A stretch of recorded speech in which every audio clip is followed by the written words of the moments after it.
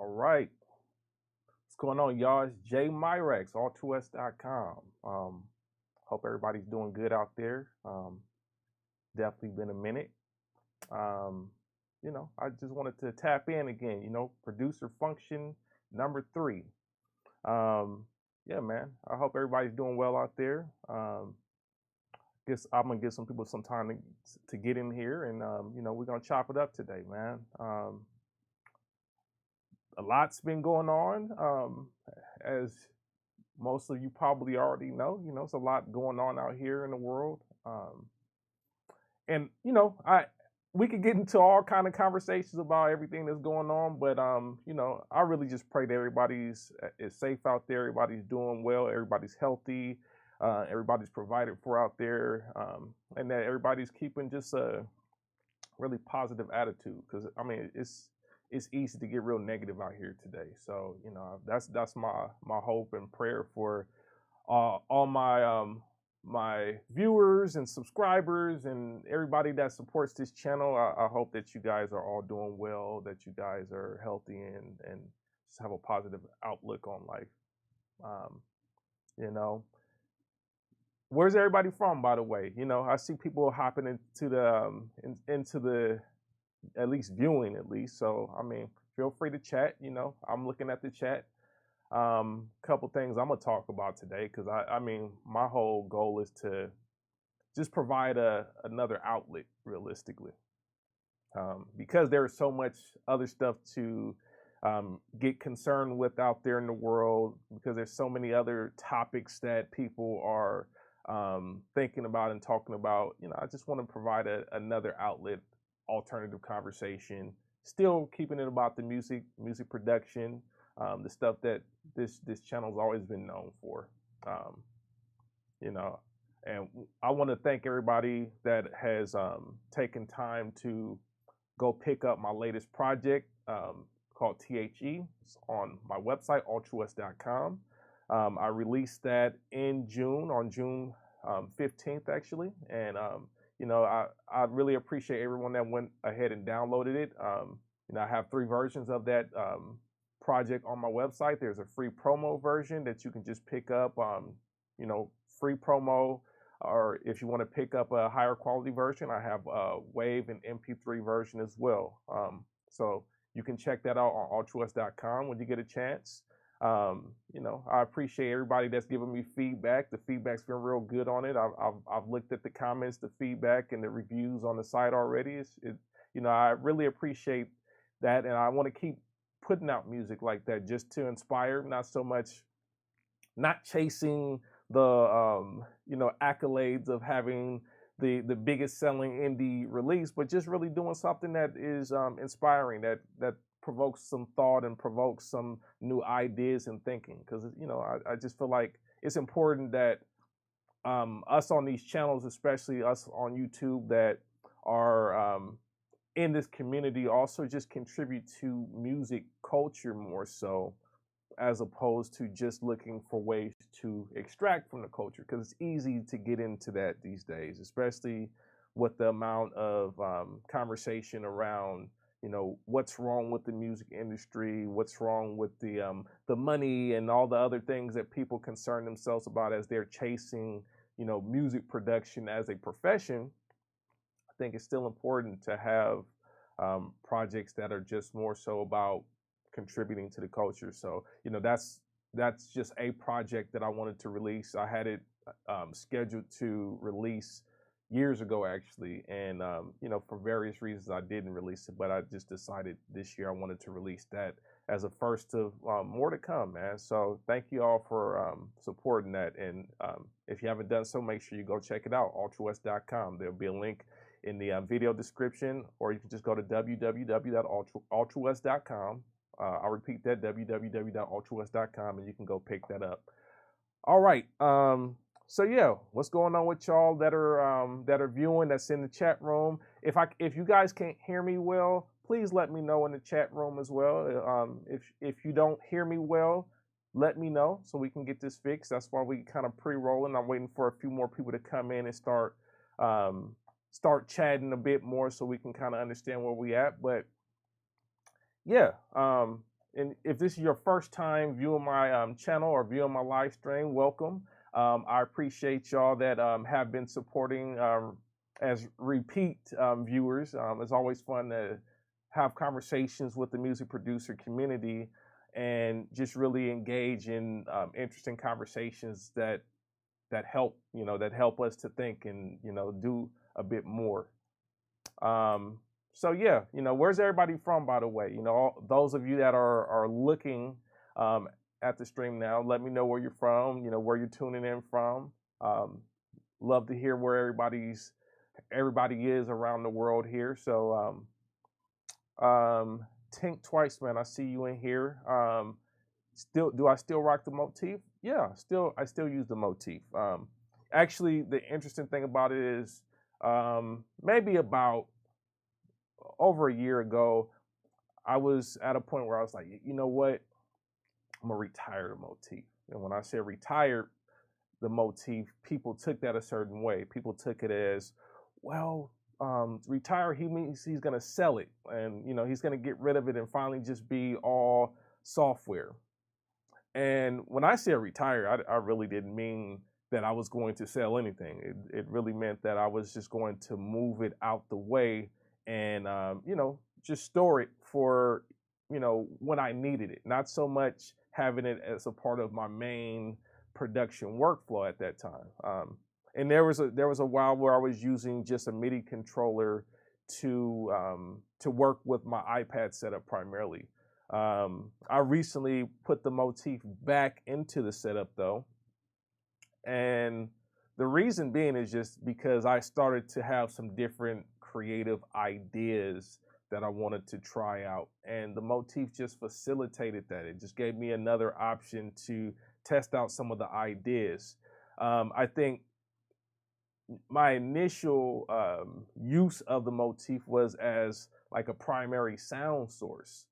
And for me today, it's hard to use the Motif as a primary sound source, especially for a recording. I think for composing or creating an idea, it's fine for that. But I think when we start talking about what actually will end up on a record, I feel like the Motif can be a little bit more challenging for me to fit into a mix. And it's not as inspiring for me when I get into using the Motif for a final production. I think more so for me, it's really about just using the best sound for the concept that I have in mind. But it doesn't take away from the fact that I've used the Motif on so many productions over the past. I've been using the Motif since 2003. So I've used it on a lot of productions. So for me, these days, it's not really a great starting point for all productions, but sometimes there's just things that I'm doing where it works. If I just need to pull up a quick piano sound or a quick EP or something quick to just get to writing, is great for that. And I really appreciate it for that. So yeah, I'm still using it to some degree, but as far as it being something that gets put on records, not necessarily. Let's see here. Shazam, the iPad producer, what's going on with you, fam? I hope you're doing well out there. Think Twice, man, says, been watching you since like 2007, 2008. Interested in seeing your gear change over the years, especially your MPCs. You know what, man? The MPC conversation, that actually ties really well into what I want to talk about today. I mean, some of you guys see the title of this already. It's music input devices. Is one of the topics I want to discuss today. And the MPC is something that fits into that conversation, because for me, the MPC serves a couple of purposes. MPC was the first pad-based input device that I used in my studio. Prior to having an MPC, I actually just use a keyboard MIDI controller with FL Studio. It wasn't even FL Studio. Let's keep it real. When I started using it, it was Fruity Loops. So nobody get mad because I'm saying that. But when I first started, it was Fruity Loops. I had another application called Cakewalk. That was my primary DAW, and I was kind of using Fruity Loops for programming drums and throw stuff into Cakewalk, and then use Cakewalk for the MIDI capabilities. And I got turned on to the MPC by one of my buddies that was a little bit deeper into music production around 2001. And once I got a chance to play with the MPC and use it as a sequencer and input device, it changed my thinking. It changed my my expression level, because it opened up some new opportunities for me to program drums and other instruments in a way that wasn't really quite as easily accomplished on a keyboard. So, you know, over the years, I've actually dealt with a lot of different input devices. You know, keyboards is one type of input device, and it requires that you invest time into growing in your skill level as a keyboard player. And it provides you access to control instruments, especially when we talk about MIDI. It allows you to control certain MIDI instruments in a way that is comfortable for a keyboard player.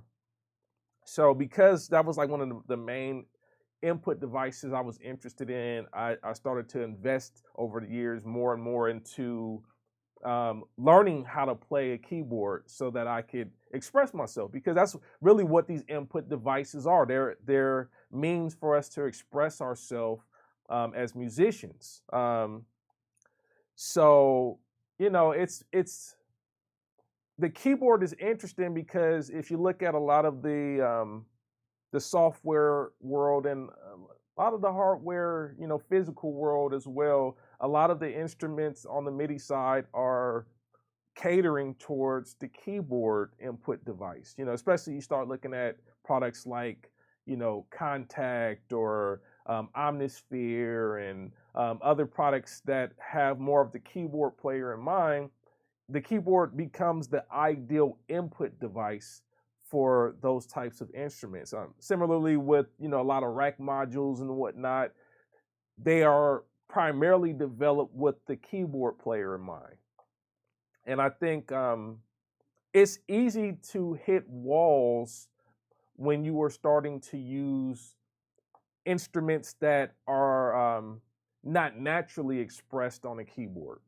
You know, that's the thing. That's the interesting thing about it. Like when you start talking about instruments, not all instruments are best expressed or best played and manipulated using the keyboard. So, you know, for a lot of us, you know, that got into things like MPCs and, you know, other drum machines and whatnot, you get into that because the pads feel better when you're playing certain types of sounds and instruments. I definitely can attest to drums being better manipulated, for me at least, and it's just all personal preference stuff, but for me, drums are better manipulated when we're using a pad-based input device versus keyboards. You know, I know a lot of people that can get down with a you know, drum kit or whatever on keyboards, but I know the response and the feel is different when you have a set of pads. And I think even with the pads, there's levels. There's different types of pad controllers that are out there. And I mean, it's easy to get kind of locked into the 16 pad layout as one input device method. So, you know, you got your machine and, you know, the MV8800 and other types of 16 pad layout controllers. Obviously the MPC is kind of the godfather of that, you know, 4x4 setup. But sometimes you can hit walls with the 16 pad layout as well. And I started to explore that a bit more in a more general sense once I had my first interaction with iOS as well. Once I first started using iOS, because to me, iOS is not just a operating system, but it's an operating system that enables another input method as well. Because when you start talking about the input method, it's not just about performance. And in some cases, input devices also have to do with control, right? So you have like alternative MIDI controllers and things that are designed as input devices to help you to control either MIDI hardware or software and DAWs and whatnot. So, your mixer controllers and, things like the APC Mini and stuff like that. This is an alternative input device. These devices are meant to help us express our ideas. So, for me, the iOS provided another format that allowed me to control instruments in a way that I hadn't been able to do before. I mean, the closest thing to the experience of the iOS format for me has been realistically hardware, like the hardware physical keyboards and whatnot, where you have the ability to kind of touch things and move things around. So iOS represents another input format for me, and it's a great input format. And I think, if you haven't already done so by now, I would highly suggest, music producers to look into using iOS for at least some of your virtual instruments. I'm not necessarily saying, hey, switch all the way over to iOS as your main your main instrument or main DAW of choice, but more so look into it as another way to express yourself and another way to interact with instruments. It's definitely inspired me to think differently about software instruments in general, because there's been a point where I got frustrated with virtual instruments.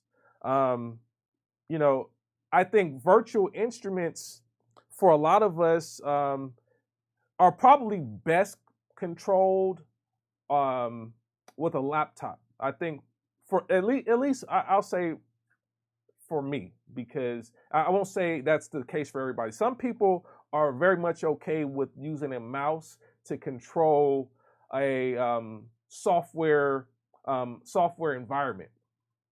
For me, the mouse feels still a bit too disconnected when I'm dealing with instruments. I think when you're getting into engineering and arranging and all that kind of stuff, the mouse works great for me. But when it comes to just really connecting with an instrument, I always felt like the mouse, especially on a desktop setup where I'm using a monitor like I'm using now, like I have a monitor here and then my mouse is down here, and there's a lot of distance between me and the instrument. And iOS allowed me to close the gap, so to speak, between myself and the instrument. Because the mouse, to me, it's an abstract layer. That's how I've coined it before. It's an abstract layer between my mind and the instrument that I'm trying to control. So the mouse is cool for certain things. It's not cool for other things for me as an expressive tool. Whereas the touchscreen, I can touch the parameters directly. I can move things around. It feels a lot more comfortable for me, and that's why I like it. And there's another level of ergonomics that it adds to just the workflow in dealing with a virtual instrument. So, I've been over the years like digging deeper into iOS. My background with iOS is really interesting because I actually got to be a part of the development team for iMachine by Native Instruments. I was a part of the development team. I helped to develop a lot of the concept around iMachine, Also, a lot of the sound design and the internal factory content and even expansions for it. I helped develop a lot of that stuff. So I was part of one of the early iOS beat making instruments. But you know, I'm not in a bubble with Native Instruments stuff. So I understand like Native Instruments provided one approach to beat making on iOS, and over the years I tested other stuff, other environments that became even more powerful, and it's definitely been even more convincing as I got into products that had more MIDI capabilities and were capable of being hosted in other software, and like just different interactions that were possible on other software. So like, for me, Chord Gadget has been a big one, and also like using Cubases, and we talked over the years. We talked about Beatmaker 3, even though it's not my favorite at this point because it's been very buggy and rocky for me. But I use a lot of different iOS software to help in the studio, to help me to stay inspired and help me to be more engaged as I use virtual instruments. And one of the things that I know is difficult still for people with iPads is the ergonomic aspect of it. So, one of the things that I've tried to do is figure out different ways to store the iPad so that it still feels like it belongs in the studio. Recently, I actually got a new stand for my iPad, which has helped out a lot. And I'll show you the new stand so you can kind of see where it is and how it's positioned. So I don't know if you guys could see that, but this is a stand that I got off of Amazon actually. It's really more of a clamp system. So the clamp is hooked up to my my side wing here, and it's right in between my keyboard and my MPC. So, it allows me to just quickly access and, do things. I didn't mean to do that. But it allows me to quickly access things and touch things as I'm working between, say, like the keyboard and the MPC. So the ergonomics of it have increased the workflow and the potential for me as well, because it just feels more natural in that position now. So, this iOS thing has really opened up a lot of doors for me in terms of just workflow and capabilities, and I'm really enjoying myself. But I'm also not limiting myself to just iOS as a platform.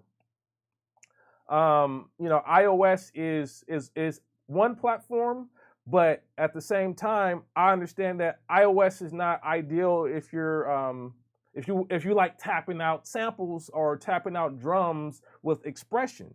That's why the MPC is in my setup, because the MPC is a tool that feels better for tapping out samples and stuff. But I've also gotten into just really thinking about, well, is the MPC ideal, or is like the 16-pad layout, so machine, MPC, whatever 16-pad device you want to talk about, is it ideal for all types of percussion? And it made me take a step back, and I kind of realized, hey, the MPC is great, the 16-pad layout is great, but it has its limitations as well. For me, certain styles of percussion, for example, are not ideally controlled with fingers, because if you look at the 16-pad layout paradigm as an input device, it is primarily designed for you to control it with your fingers. It's for you to get some type of finger technique for input. But I don't think that the fingers are ideal for, say, programming hand percussion, right? So, a lot of times I feel like I want to incorporate other types of samples and instruments. And, yes, you can program on the keys, you can program on the 16 pads, But I said, you know, let me check out some other types of input. So recently, actually, I'm gonna show you a different input device I recently picked up. Now this is the Yamaha DTX 12. So it's like it's DTX Multi 12. It's a 12 pad controller, and it's really designed for hand input. The reason this is interesting for me is because, you know, when you start getting into hand percussion and stuff, it feels more natural for me to hit with the hands as opposed to hitting with fingers. You know, on the MPC, you know, I have a certain technique that I use. I usually use like 2 fingers to hit a pad just to avoid the double triggers. This is that's my technique, because I know some people control the MPC differently, but for me, I have to use a 2-finger input per pad to actually avoid the double triggers that happen on the MPC. But for me, you know, when we start talking about the hand percussion, this actually opened up some new ideas and inspiration for me as well, because, you know, now it's something where I can put in my lap, for example, and control different types of hand percussion, even if that's like something that I've sampled and I want to control in more of a hand percussion style. Because you got to think about it. When you first start getting into making rhythm outside of this whole music production domain, when we first start getting into rhythm, a lot of times hands are the first instrument that we use to create rhythmic or percussive sounds. So you might be banging on the table or whatever it is that you're doing, but for me, the hand is a very natural input method and paradigm. So, you know, I've been taking more time to explore different forms of expression. So this is, I got this not too long ago. I'm still testing it out. The first thing I did was actually just test it out standalone, because it has sounds in it. It is a percussion module. It has internal percussions. You can add your own sounds to it as well. So I just used it standalone first, and it definitely was eye-opening. Like, hey, this feels way more natural for me for certain types of instruments. So I think it's important that, you know, as musicians, especially in the electronic domain, we continue to explore and look at different input devices, because there is no single input device that solves every type or form of expression that's possible.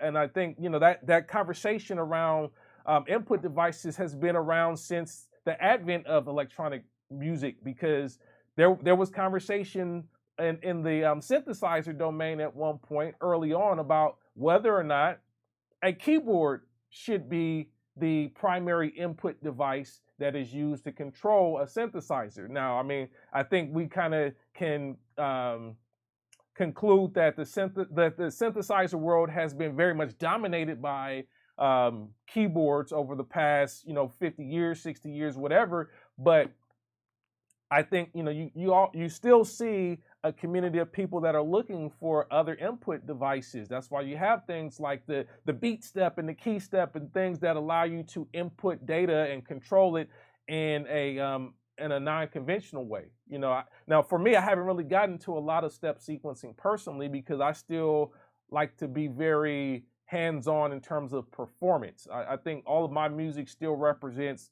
much more of a performance approach as opposed to a programmed or step sequence approach. But I think there's no reason to claim that any one input method is better than any other. It's really about, your ideas and what you're trying to express through the instrument. So that's why I highly recommend, I don't necessarily recommend this device. I think this device is a test for me. There's other options out there on the market, so I'm not necessarily endorsing this one and saying this is the one you guys got to get, because I don't really do that on this channel anyhow. I think, I try to bring up ideas and let you guys kind of figure out what makes sense for you, but I still like to share what I'm doing as just a way to maybe motivate you to look at other options out there.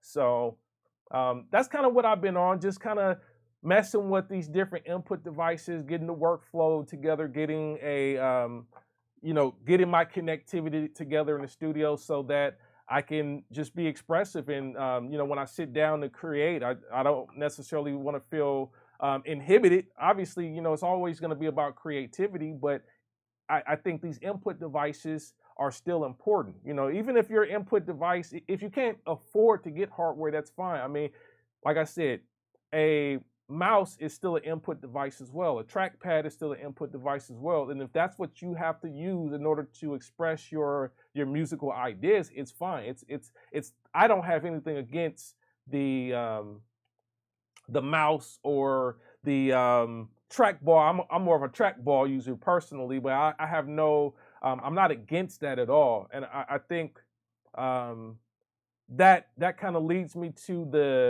the other topic in this title, which is like ageism, because I feel like there's a lot of divide in the community of electronic music producers between the physical input device users versus or I won't even say it like that. I really just say it's a divide between more so like the traditional hardware users and the more mouse keyboard oriented users.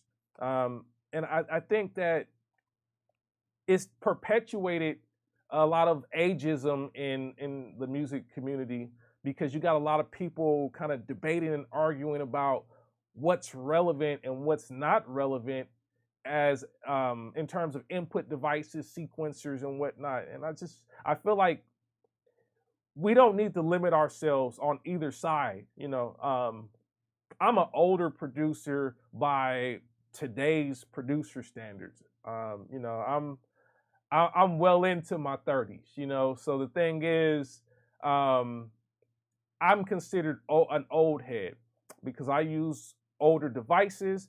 I started producing music at 18 years old.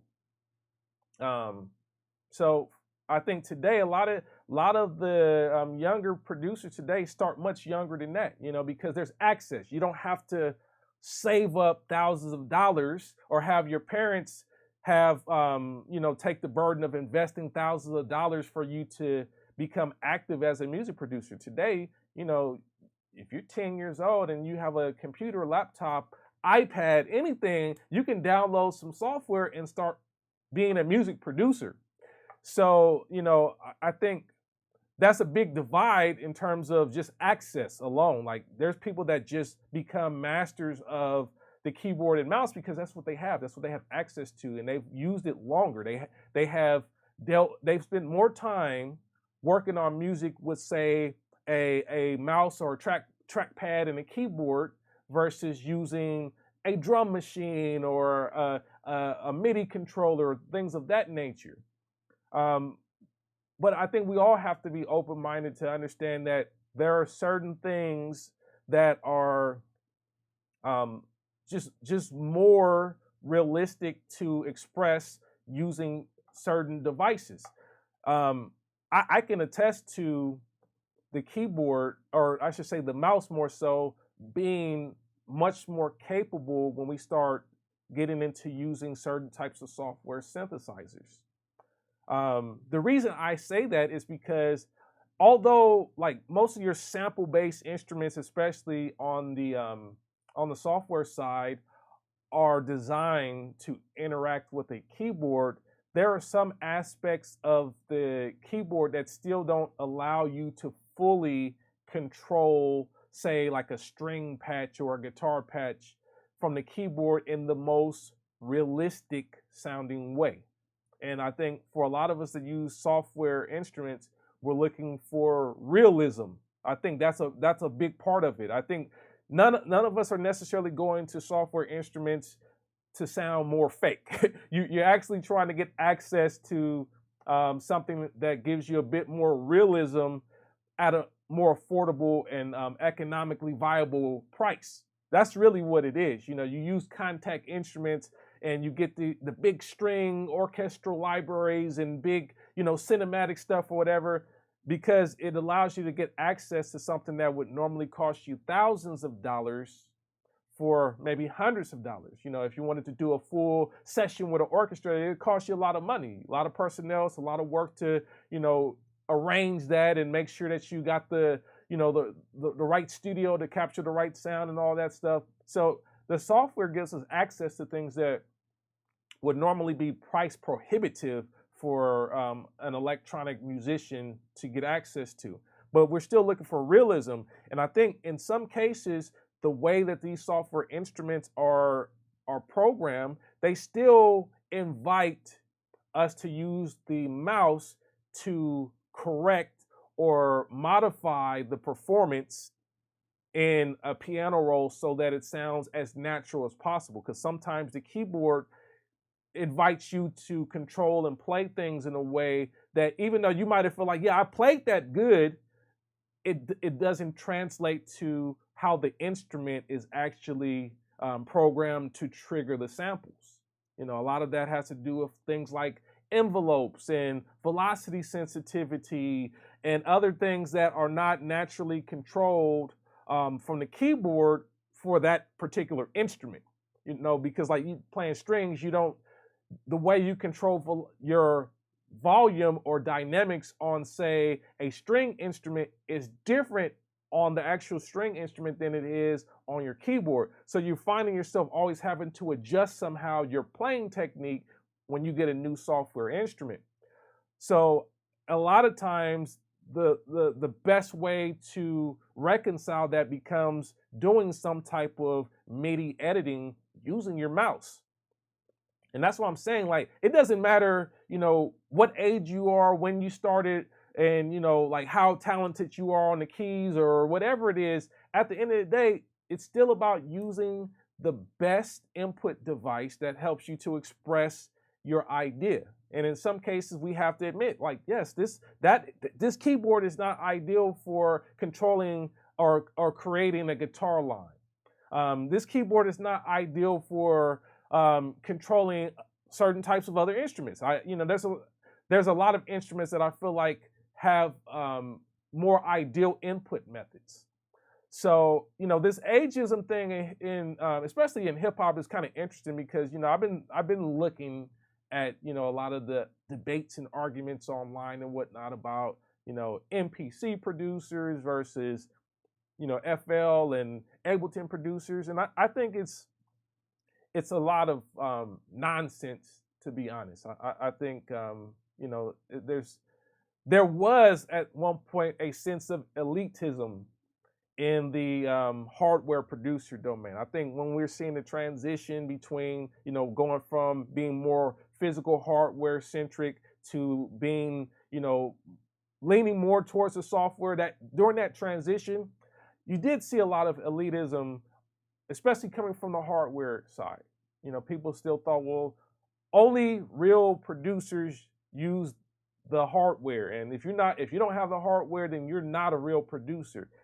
Obviously today, I think no one could stand on that. No one could really stand on that perspective. That I think in today's climate and just in today's environment, it's better to have a combination of both. I think if you're a younger producer, you are drastically limiting your abilities if you just stick with the trackpad and your keyboard or your laptop to control all of the instruments, because you're limiting your expression. You know, there's certain things that you are not going to be able to easily program expression-wise with just clicking on a piano roll. And I think we hear it in the music. You know, we hear it in the music. The music, you know, a lot of today's music that is step sequence has a certain set of dynamics that it operates in. You know, you hear things like pitch bends and things like that, but there's a certain dynamic range that those pitch bends work in. So, you know, a lot of the folks that do a lot of the 808 stuff, right? You know, you getting glides and stuff. They're programming pitch bends in, but there's a certain dynamic feel to that. And it's different than the pitch bend you're gonna get from a keyboard player that's doing more of a more of a hand modulation of the sound. because hand modulations sound different than drawing a glide or a legato step on FL Studio. So that's what I'm saying. It's like we can't say one is better than the other. You got to understand when one input method is ideal over another and use it. Because, you know, even with the keyboard players, there's times where a keyboard player may be trying to control something where it's not the right input device, and you hear it. You hear you hear the steps and the rigidness of what they're playing because they're limited by what the keyboard is able to do or produce with their fingers as the input. You know, that's the thing. So I think with the younger audience, I would say, you know, those of you that haven't really ventured out into using other input methods, don't limit yourself. Because music is expression, and I think if you don't plan to express the same ideas for your entire life as a music producer, then you're going to want to test other input methods. You know, I'm looking at younger producers that were known for being great on FL Studio. They're starting to venture out into things like the MPC. You know, I saw the videos circulating with Metro Boomin, for example, on the MPC, and Travis Scott on the MPC. And I think it's just natural as you grow to want to explore other ways to express yourself. Don't limit yourself. Don't think that just because one thing is working for you right now that you should stay there. I think, of course, master your art, master your expression, but understand that there are limitations to that methodology as well. I think we shouldn't create this ageism battle between the old heads and the new heads, because it doesn't get us anywhere. I think it divides us in a way that is unnecessary, ultimately. I think realistically, we're all trying to express new ideas in music. And, you know, if one audience is into a certain style of music and, you know, say FL is the best way to express that, then that's what it is. There's no arguing. Like, you know, I think at this point, today's version of trap is best expressed using FL Studio. I don't think we can really question that. You can do other stuff. You can use other stuff. You can use Ableton. You can use Chord Gadget. You can use the MPC.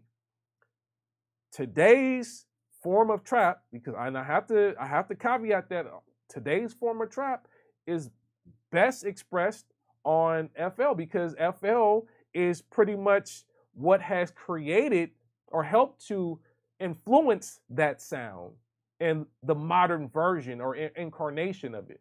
You know, obviously the OG trap, the original trap, it's not really, you know, a FL thing. There's more of a hardware background to the OG trap, but today's trap is very much influenced by the input that the FL Studio environment provides, because, you know, you got the step sequencer, piano roll, you know, you can, you know, manipulate your melodies and transpose your melodies quickly. So that ability alone, that quick transposition of melodies and the visual input of melodies already lends itself to a certain type of melodic interpretation.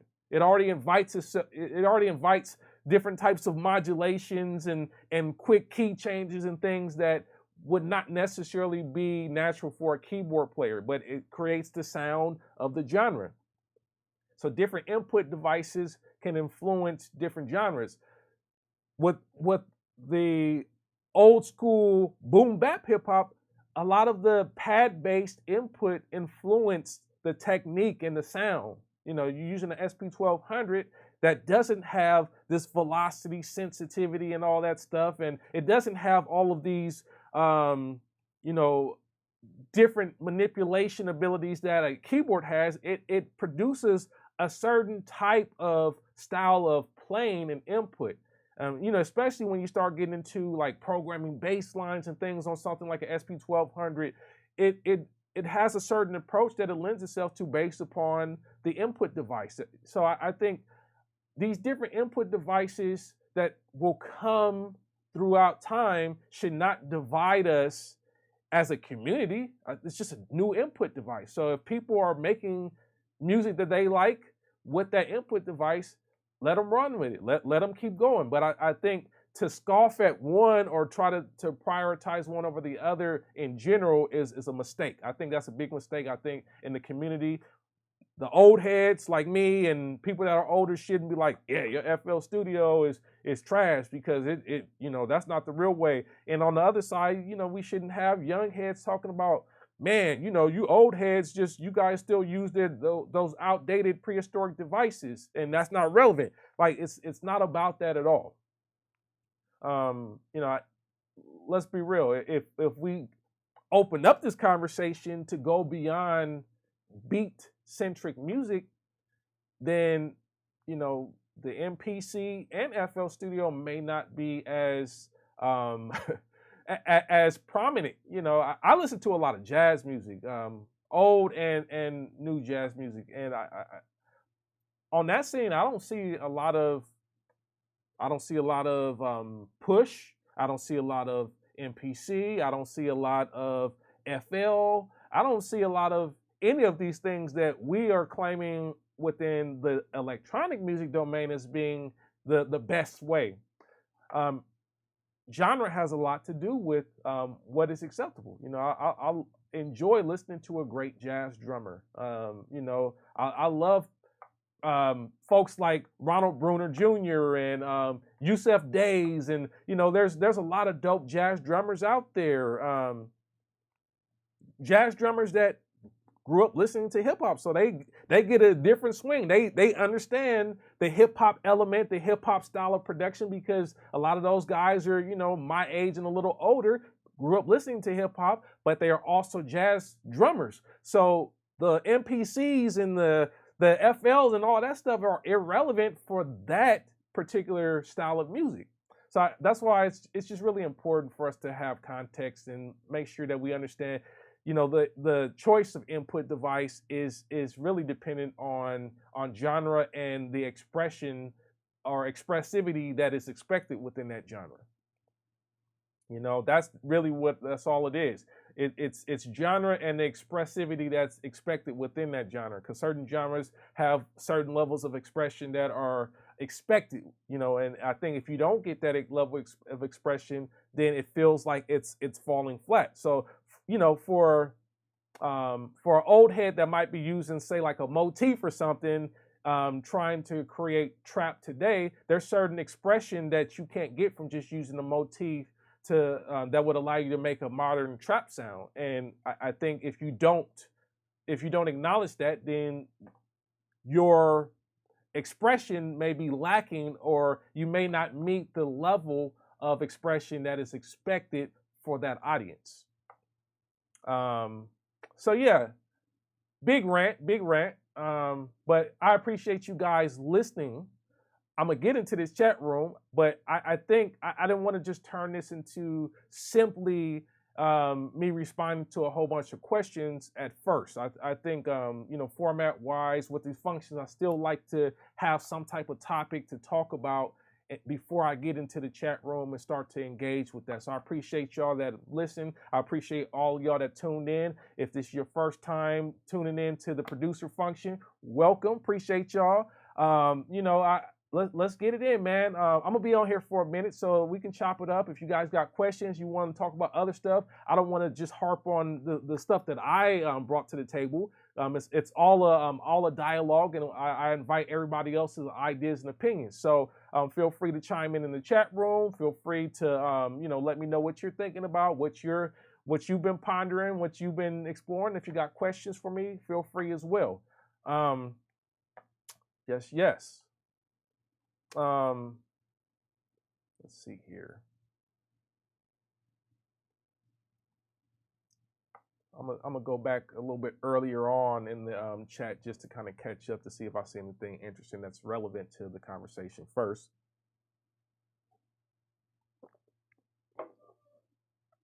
All right, so Think Twice Man says, I wish he never sold his MPCs.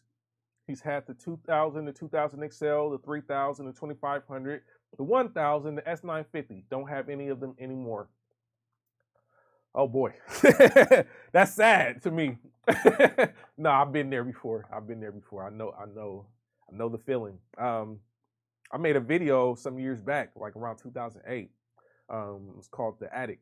This is when I was kind of more in just my experimental phase of YouTube, and we was just talking about the cycle of getting gear and getting rid of gear in a chase for optimizing your setup and your workflow, and just the feeling of disconnect and the withdrawals that you get when you lose a certain instrument.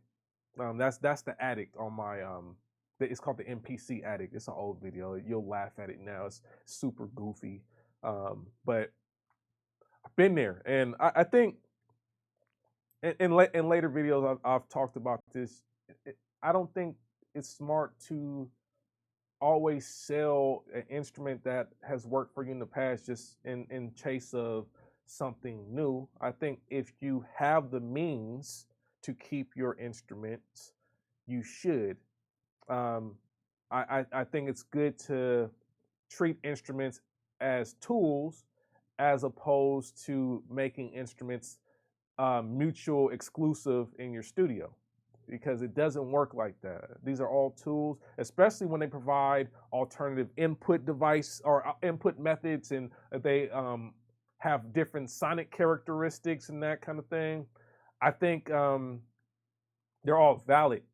Now, if you're no longer inspired, I still recommend that you hold on to stuff and find somewhere to store it. If you got a closet, if you got a shelf or something, if you don't have a shelf in your studio, I recommend you get one, because I think, you know, just having a place to store stuff or put something in a place where it's out the way but still accessible when you need it is important, because there's going to be times where you explore that new device, that new software, that new plugin or whatever. You do what you do, and it's fun, and you're productive, and then you hit a wall because there's limitations, and then you're going to be looking for other ways of expressing yourself.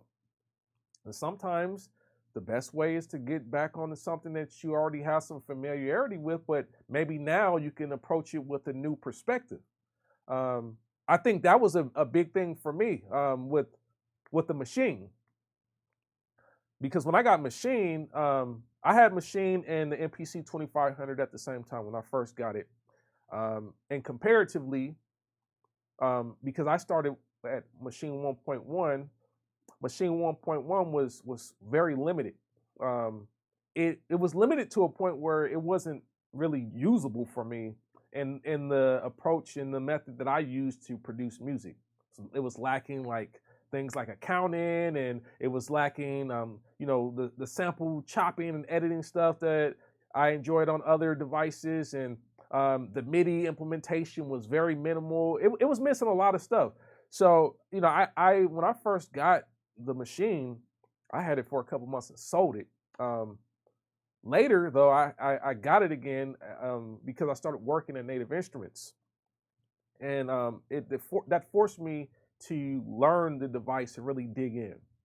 And what I could say was that when I dug into the Machine and learned its workflow and got a mastery over it over time, it took years to do. It wasn't something that I just easily picked up and mastered. But as it grew, and you know, as it got more capable, especially 1.5 and 1.6 and whatnot, it allowed me to explore using a 16 pad sampler in a way that I was not using my MPC. I was using the MPC more as a MIDI composition tool. It was a MIDI sequencer primarily that could load up custom drum sounds. I did some sampling and whatnot. I got videos where I'm showing, you know, sampling on the MPC in the past, but I've never been like a heavy sample-based producer from the perspective of like the classic boom bap producer. So I never had the whole like, I'm gonna just put a record on, you know, record it, chop it, find a break, chop it, arrange it, add a bass line, maybe add a couple other things. That was never really my workflow. I've always been more, I would say, my workflow is probably more closer to your R&B producer of the late 80s and 90s. That's kind of like my approach.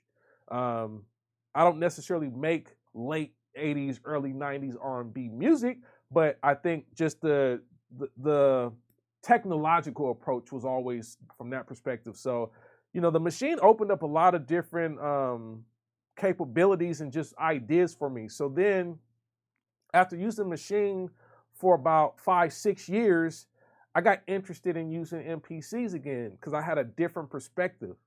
And I think that's the key with a lot of this stuff, is that it often gives us an opportunity when it's a different device with a different workflow, different sound characteristics. It opens up some new opportunities for us to explore things that we might have thought we already knew well. And for me, that's exactly what the machine did. Machine opened up my eyes to a whole lot of different things that I wasn't doing. So when I got my MPC, I went and got when I got back into MPCs, I went and got a 2000 XL. Actually, no, I got a Renaissance first, and I wanted to kind of compare those two domains. But then after that, I got a 2000 XL. And I was just like, yo, there was so much stuff that I wasn't doing on this because my approach was limited to my level of exposure to instruments at that time.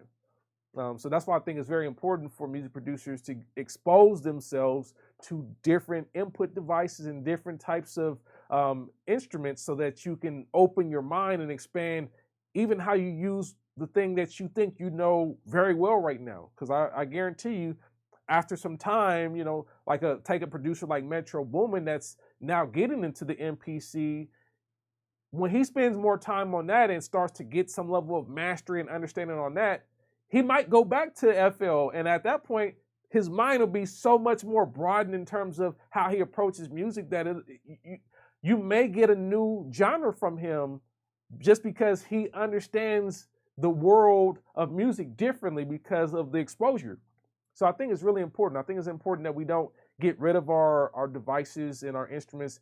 If you have the capability to hold on to it, try your best to, because you never know what your exploration into these new realms, whether software or other hardware, you never know how that's going to influence your perspective of things you thought you knew well in the past.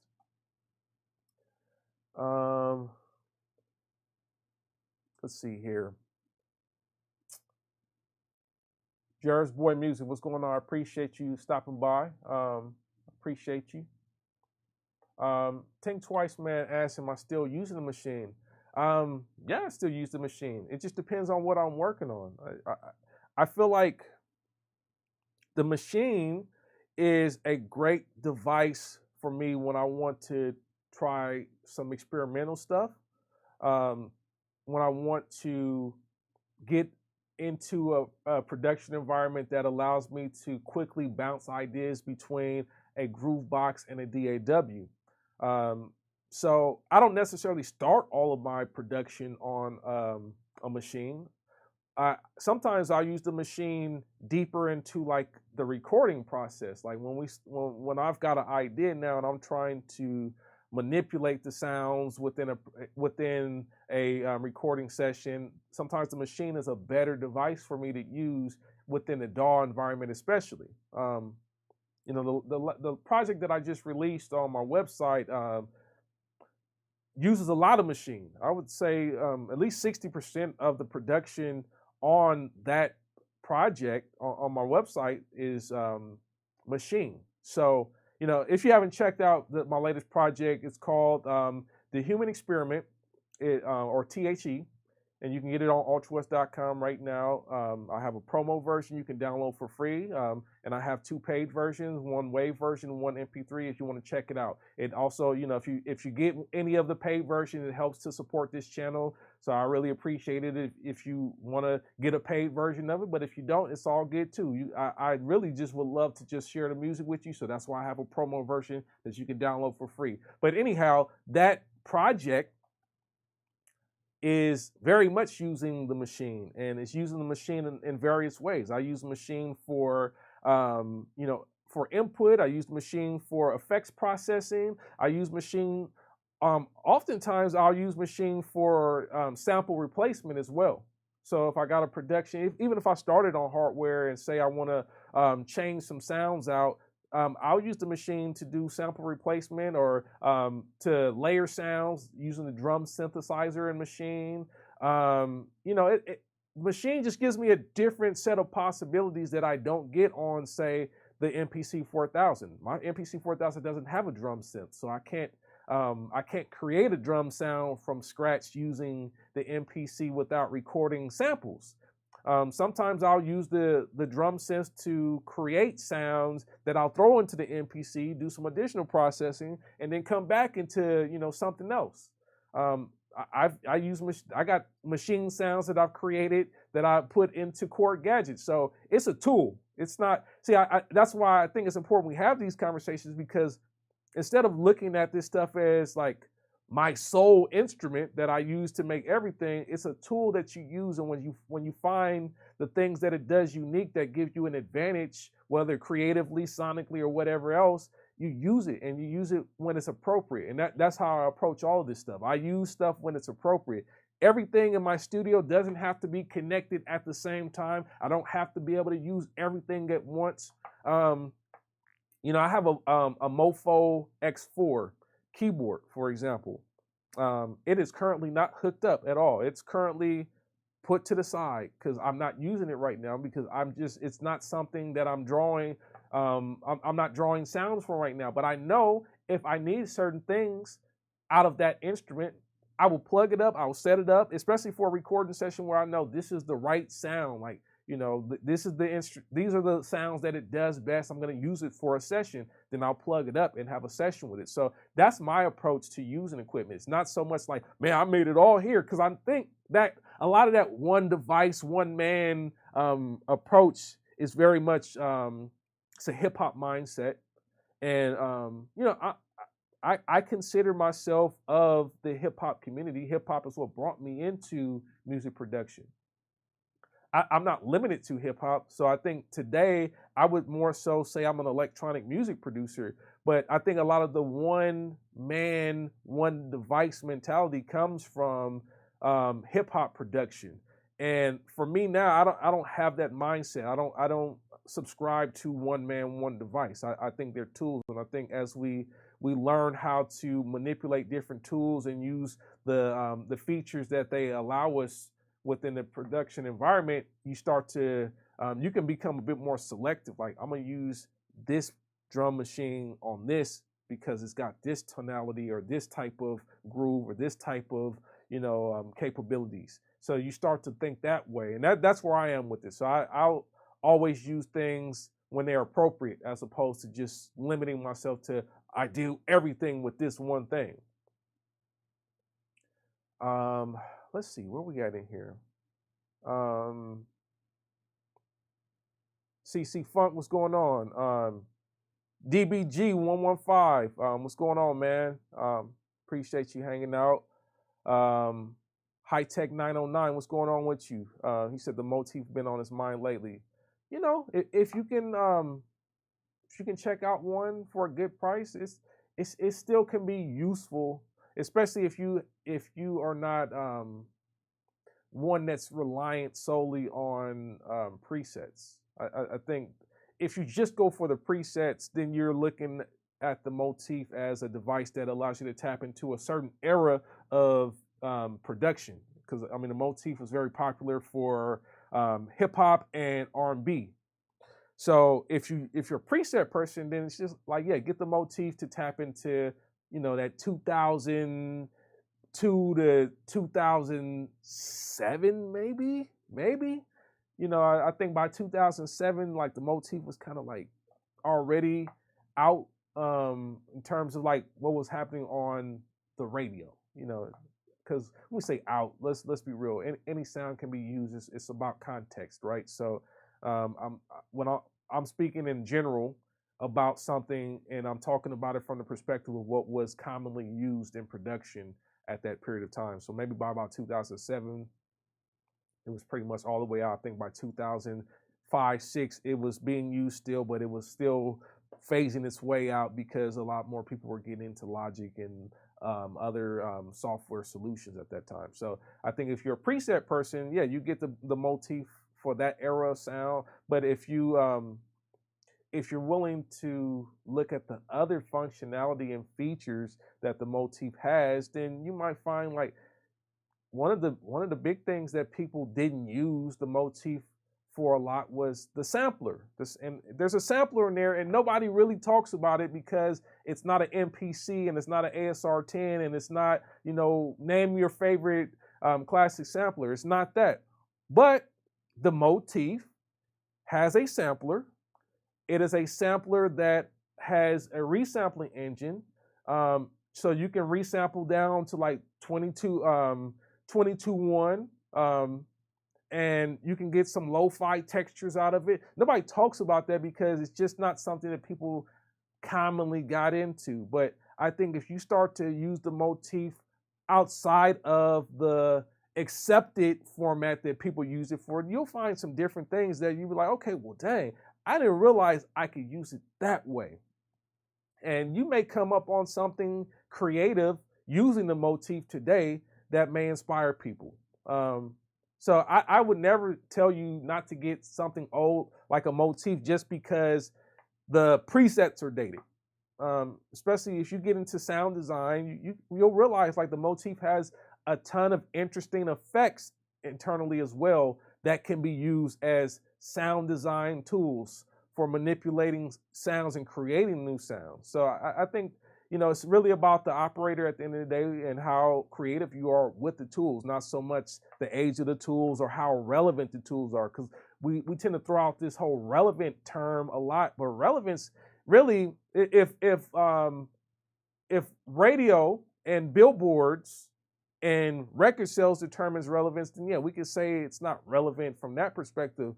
But in terms of creativity, what's your marker for relevance when we start talking about creativity? None of those things should define relevance in terms of creativity. And, for me personally, I've always been an underground head. In terms of like hip hop and whatnot. Yes, I listen to commercial stuff. I like Snoop Dogg and DMX and all that. I watch the battle and stuff. I got geeked out over that. I love that stuff. But I've always been an underground head too. Like, and when I say underground, I'm not just saying like underground boom bap. That's not it either. Like, I listen to my share of underground boom bap. I can throw out some names like, Afura and,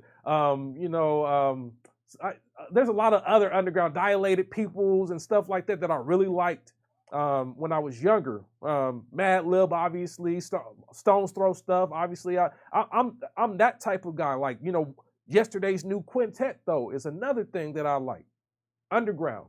It's not hip hop necessarily, it's hip hop inspired, but I like underground stuff. So when we start talking about relevance, for me, the underground in general produces a lot of more inspiring sounds, and I follow underground artists a lot more. So that's why I can mention someone like Yusef Days, or I listen to Kamasi Washington, and yes, there's going to be bias for me in terms of my underground exposure because I grew up with a lot of people that work with some of these underground jazz and underground lo-fi hip hop artists and whatnot. So I know of that because of my exposure in the community that I grew up around. But at the same time, I also just like the music. I like a lot of underground scenes more. So I'm open to that stuff more than using the radio as a marker for what I find to be relevant in my production. So I think we got to be open-minded when we start talking about instruments and not just base it on what's selling on a commercial level, because what's selling on a commercial level is always going to change based upon what's being favored by the market or the industry. And there's other external factors and things that influence that as well that we don't have much control over. So I think instead of looking at your studio in terms of relevance based upon those factors, I think we got to really get into what music do you like at the end of the day. That's what keeps me going, focusing on what music I like as opposed to focusing on what I think is going to give me the maximum opportunities. Because some of the stuff that I hear that has a lot of opportunities, I may not necessarily like. That's not necessarily inspiring me. So I always have to go for things that make me aspire to work harder, to be more expressive, to be more creative, to be more innovative. That stuff is what keeps me going. That's why I'm still doing it now. That's why I haven't burned out, because I'm not just chasing what's relevant. If that became the only thing that I was going to do, I feel like if you're going to chase just what's relevant or just what can sell,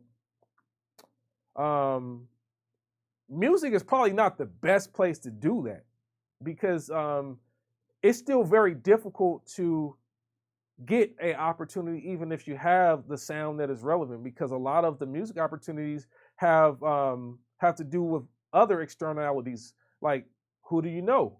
That's one of the things that has always prevailed in the industry. Like, you can get on if you know people. Like, it's one thing to have the sound, but if you don't know the right people and you can't get your sound to someone that can get you the placement, then it's like, well, what good is having the relevant sound of the day?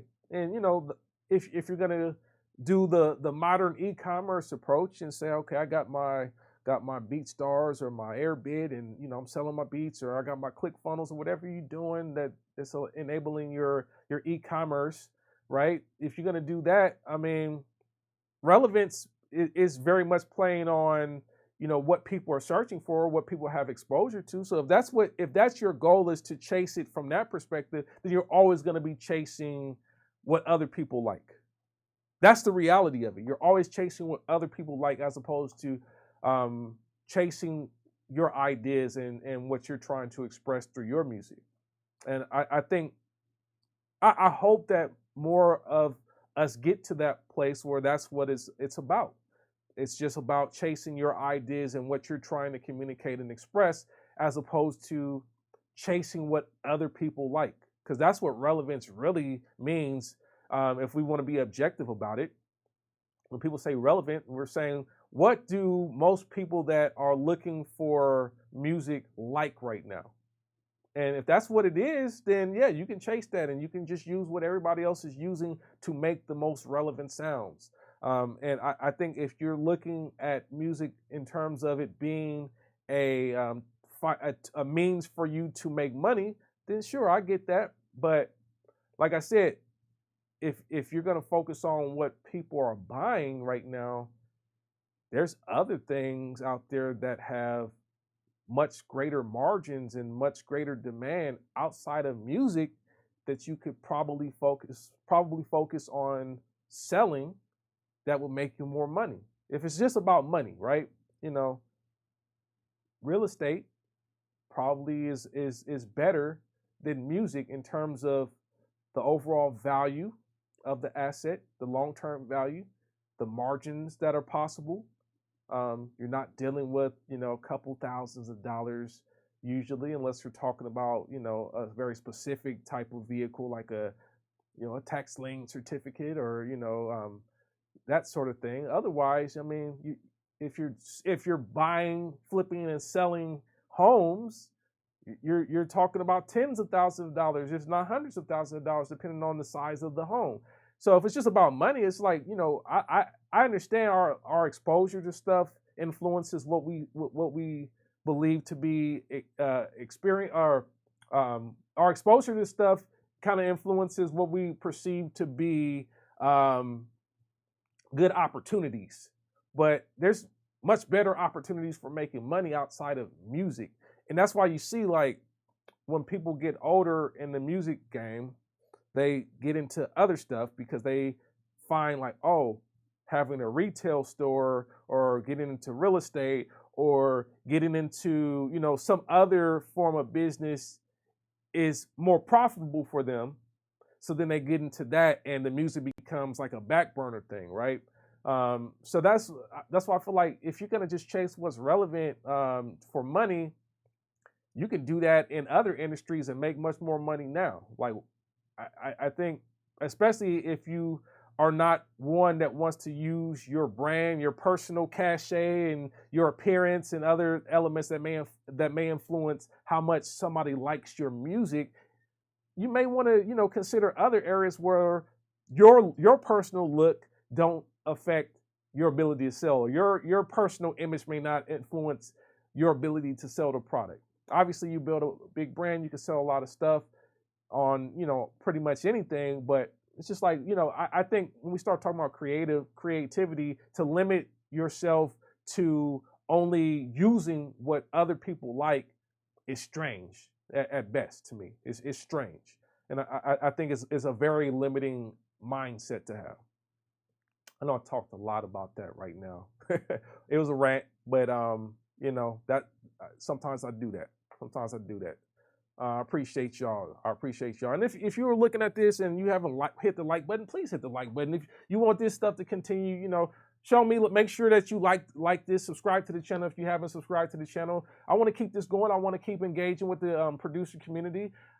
It's never been my intention to make so much content that you can't focus on the stuff that's important to you. So please keep in mind, that is why I don't post a new video every 2-3 days, because I know y'all got stuff to do too.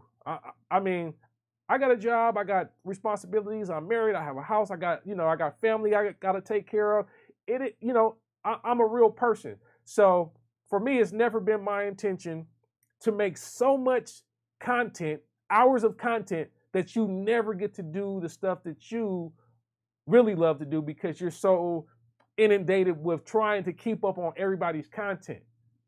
I'm not, that's not a shot at anyone that is doing content every day. But the reality is, I think for a lot of the music producers out there, we are using this stuff to escape. Sometimes it's to communicate, but sometimes it's to escape as well. So my perspective is I want to engage with you guys. I want to contribute to the community, but I'm not out here to inundate you with content. So, we try to do these sessions, these functions to hang out and communicate. And, I love that everybody's fellowshipping and, getting, the conversation together in these chat rooms. But then, at a certain point, I'm going to just fall back so that people can work, so that people can explore some of the ideas that we talked about. Because that's my goal. Like, if I say some things, if I bring some new ideas, I want to give you guys some time to actually consider that stuff and maybe implement that and test it and fail at it and try it again and keep trying it until you start to hit your own breakthroughs. That's, to me, the best value that I can bring, is giving the idea and allowing you an opportunity to just try it yourself, as opposed to bringing one idea and then 2 days later I bring you another idea and then 2 days later I bring you another idea. It's like, well, when are we ever going to master this stuff? When are we ever going to really take some time to dig into this stuff? So that's why I don't do the producer function every other day. It doesn't work like that. But I appreciate y'all for jumping in and hanging out during this one, because I had a lot of stuff to say. There's a lot of stuff that has went on. So make sure you hit the like button. Make sure you should subscribe to this channel, man. And that's what it is. Let's see here. AC Ducky says, I felt as a 40-year-old not trying to ride that neo soul wave. I felt it as a 40-year-old not trying to ride that neo soul wave. I'm not sure what you mean by that. Maybe you can give me a little bit more context on that. I know I'm late. I'm responding to it late, but that's an interesting comment, and I'm not sure what you meant by that. Let's see here. Beast by Rossi says, I got a Mackie 1604. Just got a 2000 Classic. I've heard the 8 outs takes away some of the fatness versus the natural glue of the stereo outs. That's subjective. I think there's a lot of things you got to consider with the 8 outs versus the stereo. I don't really think I can give you a good example right now. I mean, I'm hooked up where we can definitely play some music and whatnot, but I don't think you'll really hear the differences between the 8 outs and the stereo. I can say a lot of what people perceive to be fat has to do with their gain staging and their signal flow. I think that's a big factor. Um, I use the 8 outs primarily. That's kind of my setup. I use 8 outs on my MPC 4000 because it just allows me to get individual control of each sample. It just allows me a quicker workflow when I'm recording. Fatness can be achieved in a lot of ways, and I think if you're just relying on the outputs of the device for fatness, I think that's misguided. I think it's very misguided actually because yes, there's a natural glue that happens when you have samples that are overloading a stereo bus. As you start to bring the levels back down, though, into more reasonable levels, you get less of this apparent or perceived glue that some people may hear when they're using the stereo outs. So as the levels come down, then it becomes a little bit, you get a bit more separation, and you might perceive that as not being as fat then because it's lower, because our perception of fatness also has to do with our perception of loudness sometimes. So I think when we start talking about fatness, there's a lot of factors that people don't really consciously identify in their setup that may lead them to believe, oh, this got a fat sound, or this MPC sounds better on this output versus that one. You got to really pay attention to how people's stuff is set up in the first place, and also look at what samples they're using, how they get their samples into the system. You know, all of that plays. All of those are factors in how we perceive the sound. Let's see here. I mean, I don't know. Is anybody interested in kind of going through that? I don't know if I got the right setup for that right now to really get into like this whole fatness thing, because I think, especially the way I'm set up right now, I'm doing some noise suppression. I think the best way to show fatness is through full recordings, as opposed to doing a live stream where, you know, the bit depth and the stream, the rate of stream is being degraded and all that stuff. So I don't think this is the appropriate place to talk about or to try to demonstrate fatness at all, because you're not getting a full wave. You're not getting full 24-bit sound quality anyhow. But I think you got to pay attention to your signal flow at the end of the day. That's probably the best thing I could tell you in terms of the sound that you'll get out of the drum machine, out of the stereo outs versus the individual outs. Mr. Random says, what do you think is the best MPC for hip hop? Best MPC for hip hop. You know what? That always depends on what era of hip hop you like. I think that's what it comes down to. What era of hip hop inspires you?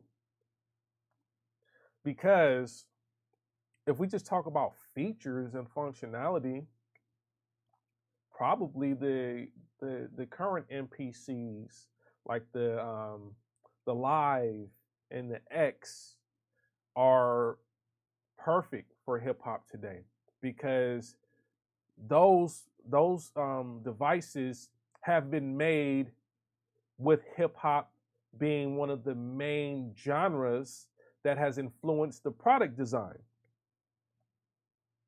You get what I'm saying? Like, it's like the Live and the X and the One benefit from a mature hip hop, and it got to look at how all the classic producers of hip hop approached hip hop music, and it got to incorporate things that were not possible on the old machines that enabled the hip hop production.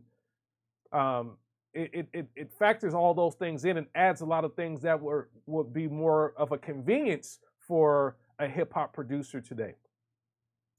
So when I say, the modern MPCs are probably best for hip hop, probably they are the best for hip hop if you don't care so much about the classic sound in terms of the sound quality and the texture of old devices. In terms of just features and functionality, workflow, the new MPCs are the best for hip hop because they are developed with hip hop in mind. The old MPCs, I would say realistically, from the 3000 back, don't benefit from a mature hip hop. They don't benefit from all of the records that were made in hip hop after 1994, right? Because I think that's when the 3000 came out in 94. If I'm wrong on that, somebody will correct me in the chat room. But I think 94 is about when the 3000 comes to the game. So you don't benefit the 94. There's so much hip hop music that hadn't come out that hadn't come out and influenced the world, and the 3000 is still made from a perspective of catering to a much broader audience that has not really fully considered the MPC to just be a hip hop tool, because the hip hop did not inspire the original MPCs. Roger Lynn's not a hip hop producer, more of a rock producer, rock pop producer, and that inspired the production workflow and the sound and everything that goes into the MPCs, like the 60 and the 3000 and whatnot. So the later MPCs benefit more from hip hop music. So that's why I would say that. But if we start getting into sound, then it turns into, well, if you like the older hip hop, what era of hip hop do you like? Do you like the 90s? If you like the 90s, then the 3000 is kind of like the best one that kind of defines the sound of the mid to late 90s, right? Because it's, it comes out in the mid to late 90s. Late 80s, early 90s, MPC 60, great. That's the sound of the era, right? So I think we can get into it from that perspective. Like, yeah, those are great machines if you like the sound of that era. If you're into different possibilities with the MPC, like when I used the 4000, the first time I used it was, I think, 2000. First time I used it was 2004, and I really loved all the functionality it provided. Because I started on the 2000 XL and then moved to the 1000, and then I used it the 4000. And I finally bought my first 4000 in 2005. But the first time I used the 4000, I was like, yo, this does so much more stuff that is useful for me. Like the, being able to load up sample CDs and being able to record in 24-bit and the outputs and, all the stuff that it provided, just better for me. But I wasn't necessarily chasing the sound of like a certain era of hip hop. So that's why the 4000 works for me. And it still works for me because it has a lot of features that allow me to do sound design in ways that the other devices don't. So yeah, I'm more into, I love the 4000 in terms of the mid 2000 era machines. I've had the 2500, the 1000. I have a 500 still, actually. But yeah, it just depends on what era. Hopefully that answers your question, but it depends on what era and like what you're trying to do, what type of hip hop you're trying to do ultimately. Mr. Renaissance says, I'm also not into newer hardware, just looking at the Renaissance Studio and older. Well, Renaissance Studio, I think that's a different conversation. That's a different perspective of the MPC. That's more of like the hybrid stuff. So I think, those also benefit from hip hop music though. So I think they're good options. I've used the Renaissance. I had the Renaissance for a while. If you like working tethered to the computer, then Renaissance is great. Loads up VST instruments and all that stuff. it's a great device. I think it's not as great if you want to get into like a lot of interesting resampling signal flow. Anytime you start getting into like more creative signal flow, like using pedals and using external processor devices and whatnot, I feel like a lot of these hybrids that are tethered, like more of these like integrated systems, I'll call them, like like a machine or like a Renaissance. I think for that purpose, those devices are not as good. They're not as flexible. You can still do it with those, but it's not as flexible. Let's see here. Let's see. Blah, blah, blah. Okay. Jimmy the Great says, I got a question. Do you know where I can find singers? I try everything, but I can't find one. Do you know a website to work to find it? Actually, I do. Just, what is it called? I think it's called Sound Better. Yeah, Sound Better. I'm not affiliated with them.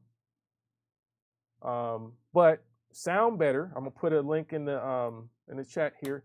Sound Better is a place where you can find singers, you can find mix engineers, you can find a lot of stuff to finish your project. You hire session musicians there. Sound Better. I recently did a Zoom call with a couple artists that I work with, Mickey Shiloh and Tiffany Red, and they actually use Sound Better a lot. I did. They have their own little. They have their own Zooms and like kind of more singer oriented conferences that they do called Hard Drive as well. Mickey Shiloh does the Hard Drive. I don't even want to call it a conference. It's more like a writing camp mixed with a conference. Trying to find a good way to categorize it, but she does that, and I've done some work with her in the past. But I was on one of her chats, and they were just talking about how Sound Better's helped them to get a lot of work because they do a lot of singing projects for producers and other artists on that, and it's a good environment. And Tiffany Red and Mickey Shiloh are very talented. They're not the only artists on there, but they are very critically acclaimed. They have I think Tiffany Red is a Grammy Award winning songwriter and singer.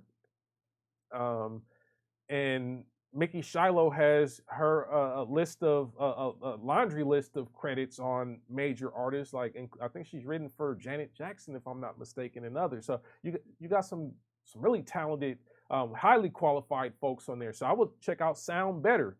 That's a good resource, and I can vouch for it just because I know people that are actively using it to finish their projects and also actively using it to sell their services like singing. So I would recommend that. Jimmy the Great, hopefully that helps. 2Pi says, what's up, homie? Any experience with OB6 from Sequential? No experience with that, man. I played with it a little bit at NAMM and Guitar Center. That's some exposure, but I don't have deep experience with it. It's not necessarily my favorite sounding synth. I actually prefer the Prophet 6 over the OB6, but that's just my taste. And a lot of the synthesizer stuff is very much influenced by our taste in music and what we're trying to go for. I thought that the OB6 wasn't quite it for me. The Prophet 6 really kind of had all the sound that I was looking for at that time, so I preferred that. I Am Sight says, I had the Motif rack for 4 years, never knew it had a sampler. Motif rack does not have a sampler. The keyboards have the sampler, not the rack. So let me make sure I correct that and say the Motif ES the Motif ES and the Motif XF and XS have samplers in them.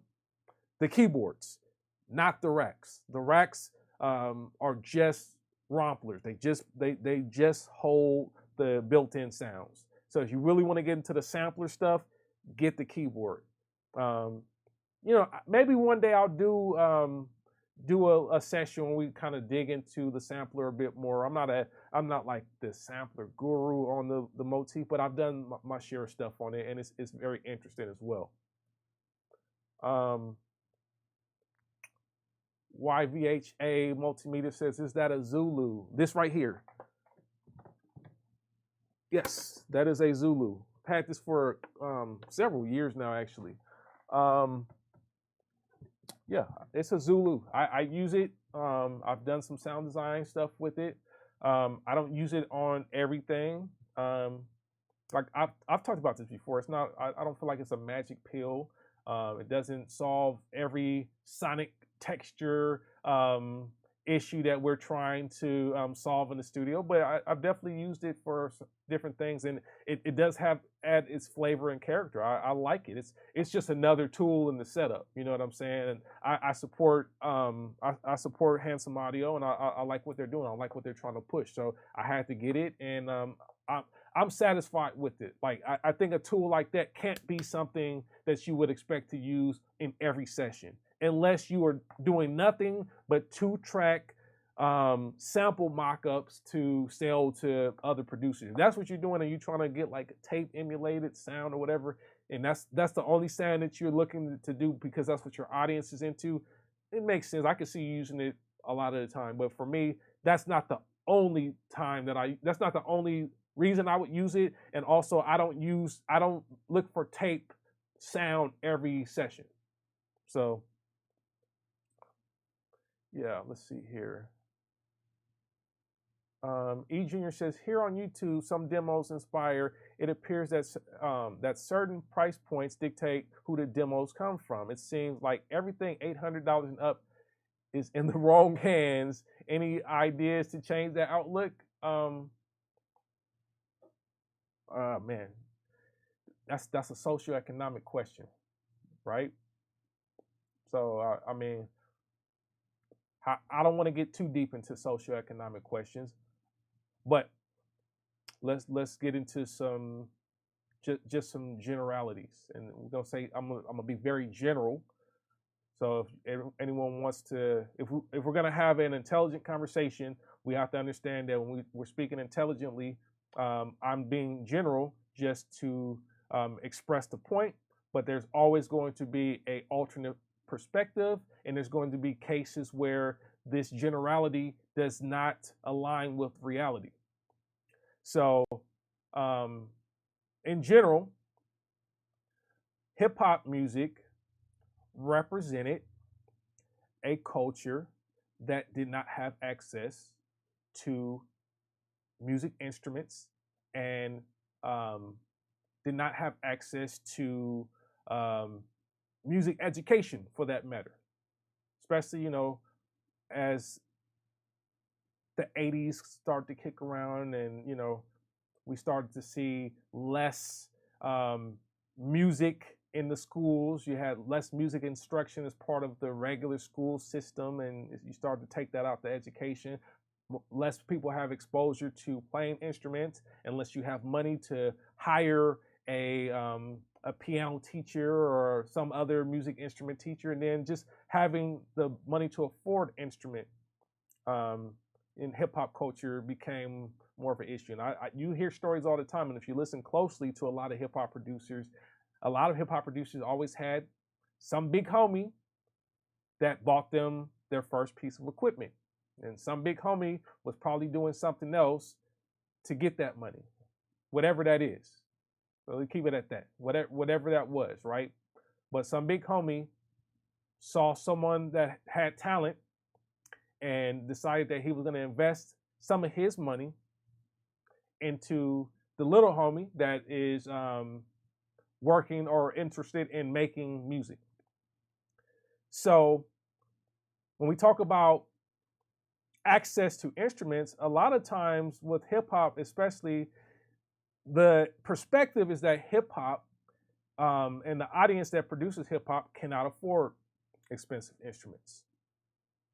Now, if you look at the time between 1980 and now, you got 40 years of time, and a lot of hip hop artists and people that are interested in hip hop are much more mature. They're older. People have means, they have money, they have ability that maybe they didn't have when they were young in their teens and early 20s. So a lot of people that are into hip hop now actually do have money to spend on stuff. But if you look at, social economics of music, if you didn't have parents that could afford to spend big money on you to have a expensive sampler, the classic example to me in the 80s is like I don't know if some of you guys are old enough to know Ferris Bueller, and the classic scene of him using the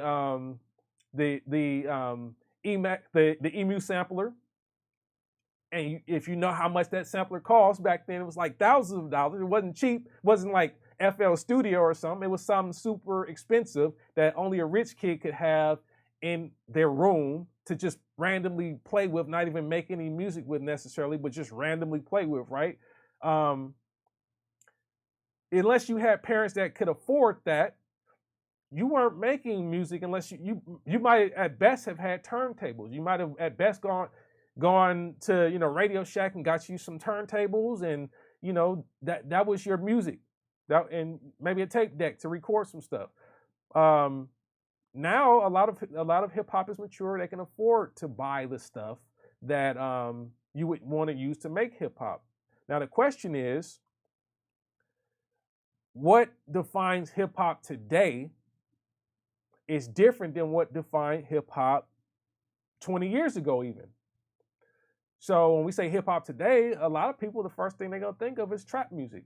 And when we start talking about trap music doesn't primarily use a lot of expensive hardware equipment, right? So when, and I can say this because I know working at music manufacturers how some of the mindset is behind this, because I've worked with Yamaha, I've worked at Native Instruments, I know what it is. So the perception is like whatever the popular sound is at the time is how the genre is perceived. So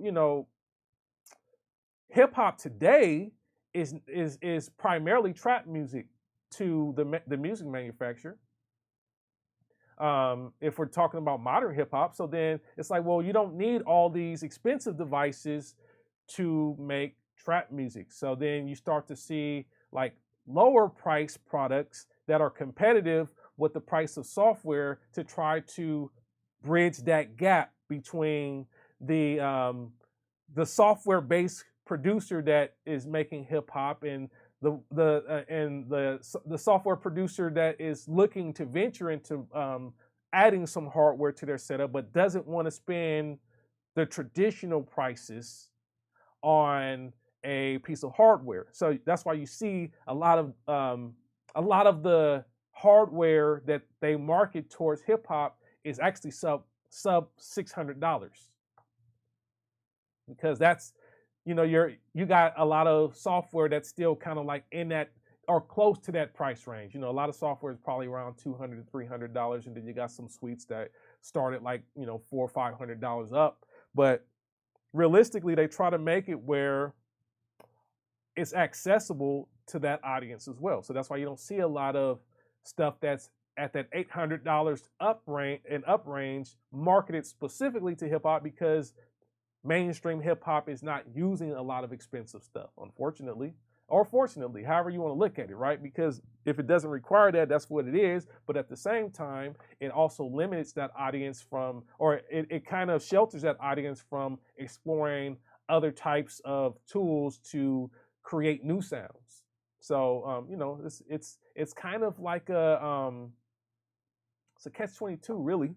But there's a lot of social economic influences today, and I think a lot of it plays into how this country is built and what this country is built on. And um, that's a conversation for a different time. I don't want to get too deep into that. That's and this probably ain't the channel for that. There's other people out there that want to dig into that a little bit deeper. But I'm aware that a lot of what is perceived to be for hip hop is cheaper products ultimately, and that's part of why I do my channel and try to show hip hop influence with a different context, so that we can kind of see that you don't just have to be some rich electronic music producer from a different country other than the U.S. And you don't have to be that in order to use higher end gear. And at the same time, you don't have to limit yourself to just a drum machine or a sampler as a black person, especially in this music domain. You don't have to be just the black producer on the MPC. Like, nothing wrong with the MPC, and the MPC is made for everybody. But I'm just saying, you don't have to limit yourself to just the instrument that these companies may associate your race, even, because there are some race politics in this. Obviously, we see it out there. There are race politics in this, but you don't have to limit yourself as a black musician to a drum machine. You don't have to limit yourself as a black musician to hip hop. And I very, very strongly stand by that. There's no reason to limit yourself to just making hip hop as a black musician. Let's see here. Mr. Random says, is J Myrex still working on any projects with Clint Wayne? Man, Clint Wayne is the homie, man. Clint Wayne is the homie. I talk to Clint Wayne all the time, but I think right now, it just depends on where he's at. Like, the door is open for me and him to work always, because I think we did a lot of great stuff together. We did a lot of music that I really enjoy, and I enjoyed the process of working with him. And he's a good friend.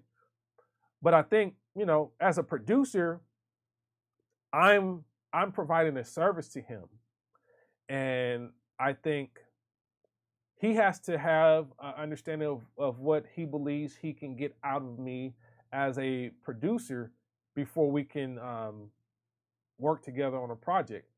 I think right now he's exploring other stuff, and it's like, well, I don't do everything as a musician. I don't claim to do everything as a music producer. So for me, I even if I was just gonna executive produce his project, I probably wouldn't just try to do all the beats myself, depending on what his angle is, what he's trying to do, and what he's trying to express musically. If I feel like, oh no, okay, I see what he's going for on this, I need to go get this producer. I know producers that can do stuff that I can't do, that I would go for. I'm like, no, we need this person for this. Like, if we need like just the head nod smacking boom bap joint, like, that's not me. And I got other producers that I would go for and work with to do that. I might help that producer, and I might add some stuff to it, and help them to add a little bit of the stuff that I know kind of communicates some of the old Clint Wayne sound. But it just depends, man. Like I said, it's really up to him. But we talk all the time, and we talk about all kind of stuff, and that's the homie. That's the homie for life, because he was one of the first musicians that really believed in what I was doing and wanted to work together to create some music, and we did several projects. So I'll always he'll always be someone that I look up to in terms of his creativity, and I just really appreciate him for everything that he provided to me and all the exposure he provided to me as a producer as well. Let's see here. Oh, I see you said a little bit more, E. Junior. You said, to further my point, there are some producers like yourself and others who make really good music. It would be so awesome to hear more product demos from people with actual music chops. I get that. I turn down a lot of stuff that comes in my email too. I don't talk about it a lot, but it's a lot of product demo opportunities and stuff I turn down just because I'm not. I don't like doing a lot of product demos because I think it can be perceived as a full endorsement on something. And I don't like to necessarily endorse products that I haven't spent significant time with. That's why I said, like with that Yamaha joint back there, I'm not telling you to get that. If I do something cool with it, that's cool. That's me using my talent and my abilities. But I also think that we have to be a little bit more objective with our taste as well when we look at equipment, and be willing to try stuff. You know, like I don't.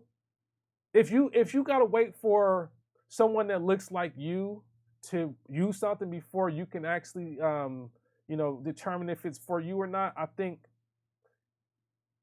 you're limiting yourself. If you gotta wait for, like, if I had to wait for some West Coast black producer from LA to use something that, like a Blowfield, for example. I never seen any black West Coast producer from LA use a Blowfield ever. But it doesn't matter because I can read the specs, I can listen to the demos and listen to the sound textures and look at the specs and see if it fits what I'm looking to do musically. And if it has the specs that I need, then I will just get it and I'll do it. I'll make the music myself. I'm not gonna wait for someone that makes music like me to influence me into getting something. Because realistically, I'm actually kind of I try to go left anyhow. Like when I see everybody getting a certain thing, I tend to try to go a different way so I can have something unique. And that's just how I think. But I think we got to be careful always waiting for someone that looks like you to use something before it validates whether you can use it for music. I think that can be problematic in itself. If I got to wait to see someone that looks like me, because there's a lot of dope gear out there that other people are using that don't look like you, that could be useful in your setup right now. That's why I don't watch a lot of hip hop production tutorials. I like the conversation that hip hop producers have about certain things, but I don't myself watch solely hip hop production tutorials, I should say. I watch a lot of other hip hop production sessions and whatnot. I watch reggae and dub sessions, and I watch a lot of European electronic dance music production tutorials. I don't make that. I don't make that music, but I watch it because they got other game and other stuff, other techniques and things that they use that I can bring back to the culture. You feel me? Like, that's how we should be thinking. Like, we can't just be recycling the same ideas within the culture. We got to be willing to kind of go out and explore and find unique things that are not in the culture and use our interpretation and our own personal experiences to interpret the stuff that we're getting from other cultures and bring it back and put it into the context that is relevant, so to speak, to our own culture. That's how we progress music. That's how we make music go forward. It's not by just look. If you're making hip hop and you only look at hip hop tutorials, then at this moment in time, you are only extracting from the culture. I'm going to say that again. If you make hip hop music and you only watch hip hop tutorials, and that's your only source of information is hip hop tutorials, and you only use those techniques to make your music, then you are simply extracting from the culture at this point. It's not gonna be until you venture outside of the culture and you get other influences and you get other perspectives that are not native to your own culture, and you interpret them and you put your creativity and you use your creativity to place that into a new context and bring it back to your culture. That's when you start to add to the culture. So I think we got to be careful. We're only looking at artists and producers that look like us to validate what tools we use. Because if we do that, if that's the only way that we will venture out, or if that's the only way that we'll look at other tools, then what's going to happen is we're going to just keep sounding the same. Everybody's going to keep sounding the same because some producer influencer uses the equipment. We say, oh, he did something dope with that device. I'm going to go get that device, or I'm going to get that software, and then I'm going to use it the same way he used it.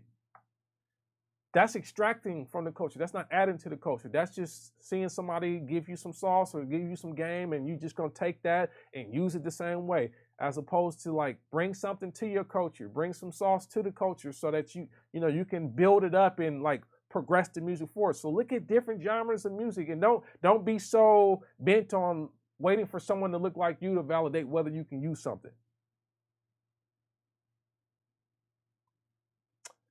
Daniel Steele, what's going on, fam? What's going on, fam? Let's see here. E Junior says, last time I asked you, was there any upcoming Groovebox related gear coming soon worth waiting for? Is it the same answer? Something is telling me that the Machine MK4 is going to shut Akai down. It's always going to be something new.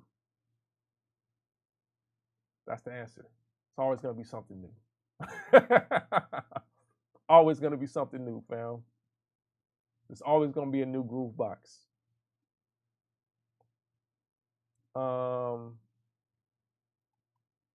Let's see here.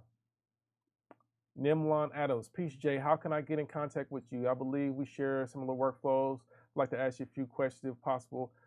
You can get in contact with me here. Like, we talking right now.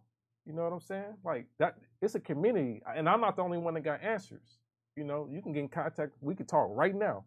But you can also go to my website, alltruest.com, and I'll leave a link in the video description, or I'll also put a link on the in the comment section so that you guys can access that. But that's what the producer function is for. You can ask the question now. It's a lot of people in this chat right now that have similar workflows and ideas.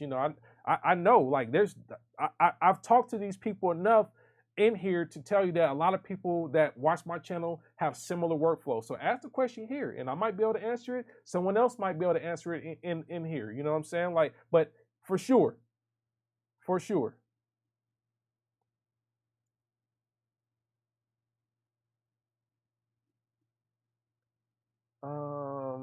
Let's see here.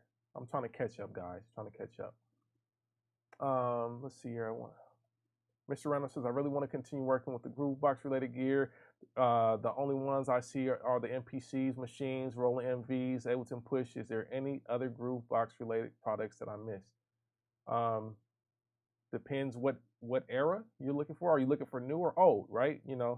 Obviously, yeah, there's the Roland ones, the new ones and the old ones. There's the Electron stuff. I don't know if you looked into that, but Electron makes Grooveboxes that have a different perspective. There's some Pioneer ones out there you can look into as well. What else? There's Novation Circuit. There's Groovebox stuff. I mean, yeah, there's not like a ton of options. There's a few out there that are interesting. I would say, Electron is probably the one that a lot of the hip hop community has slept on for a long time. That's why I say you can't just watch hip hop producers. You'll think it's only a couple things if you just watch hip hop producers. But if you look at other genres, you see, oh, they use that one, or there's a lot of cool drum machines out there. Like Joe Mox, for example. Joe Mox makes some interesting Groovebox drum machine and drum synthesizers and whatnot. There's a lot of stuff out there that is unconventional, but you have to use some creativity to really make it become yours and like really get the sound to sound like you. Let's see here. Arsino says, what are some dope hardware preamps and compressors to get a good quality competitive sound? I mean, depends on your budget. Always. I don't know if you're like sub $1,000 budget. Um, Check out the Warm Audio stuff. Um, Warm Audio has a kind of a remake of most of the classics at this point. You know, it has your Neves and your API style preamps, and it's got your universal audio style compressors and whatnot. Like, check out Warm Audio. It depends on your budget, man. Like, I think anything realistically, anything that UAD has made a software version of, there's a hardware version that is good. Now, can you afford it? Is it viable in your studio? Those are different questions that you have to answer. But I think we all kind of know what hardware is good. It's the ones that the software companies have emulated over the past 15, 20 years, right? Those are the good ones. But then we start talking about what's affordable, what's in my price range, what meets my my standards, or what meets the functionality that I need for my studio. That's a different question. I need to know more about what your setup is, honestly, because when we start talking about competitive and all that stuff, competitive has more to do with the amount of skill that you implement in using the stuff, not so much really like just the quality of the hardware itself. Let me see here. What else we got?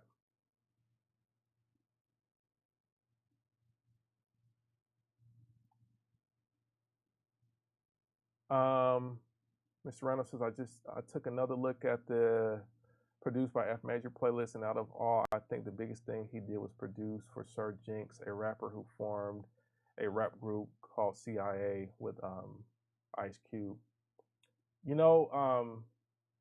Sir Jinx is an amazing producer as well. That's Dr. Dre's cousin, by the way, but he's an amazing producer. He helped produce a lot of Ice Cube's early projects. He produced he brought Exhibit to the game and helped produce a lot of Exhibit stuff. I had the pleasure of meeting Sir Jinx about 12 years ago now, and he showed me love, and we've done some stuff together, and I really appreciate him believing in what I do and taking a chance to work with me. Now, in terms of biggest thing, I think that's always kind of a weird thing to look at, because it's hard to measure what's big and what's not in terms of music. But I think the Sir Jinx project wasn't like necessarily the most highly visible project that I worked on. I think probably there's other stuff I could say got more visibility than that. But I appreciate you guys that check out the Produced by F Major playlist. That's just kind of like a few of the things that I've done. It's not like everything, because I've actually done a lot more stuff for film and television than for artists. So if you want to look at things that I've done outside of just producing for artists, you can check my BMI repertoire and see some of the stuff I worked on as well there. But I always I always try to work with artists that have a mutual love for certain types of music. And Sir Jinx is one of those producers that loves a lot of the same type of music that I like. So it's always good to work with people like that.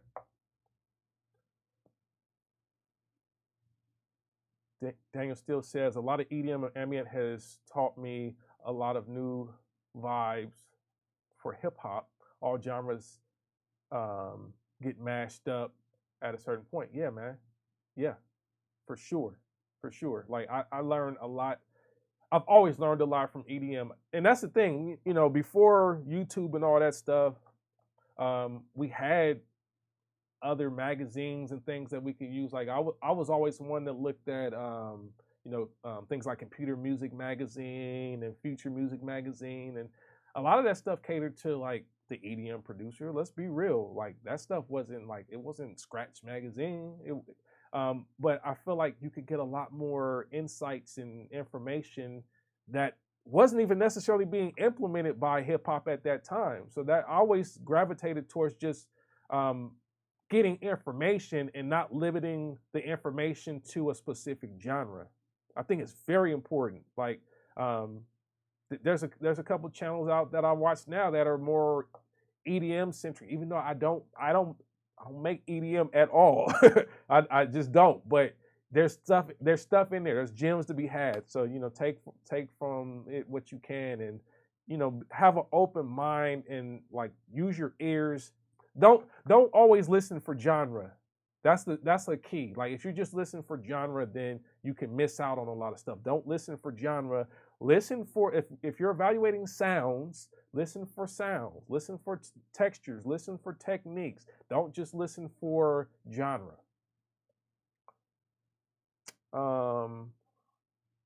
Let's see here. Jimmy the Great asked, do you have to pay for Sound Better? Yes, it's a paid platform. So you pay the musicians, the engineers, the sound designers, whoever you're working with, you pay them. So it's a paid platform.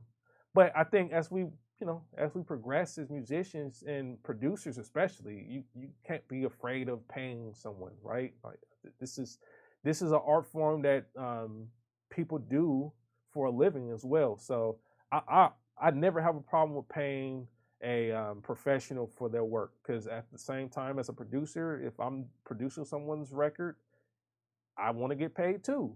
You know what I'm saying? Like I do stuff for free as well. I don't get it twisted, but I think those are more passion projects and things of that nature. But when it's like if it's some work that's not a passion project, someone's just asking me for a specific thing that they know I do, but it's transactional. Like, yeah, you got to pay me for it. So, Sound Better is a platform that you pay for. You pay, and I'm not sure, what the prices are for everything. Some of this stuff I'm sure is negotiable in some areas, but you pay for it. But there's some credible musicians there, and I think it's worthy of your investment if you got a serious project that you're trying to work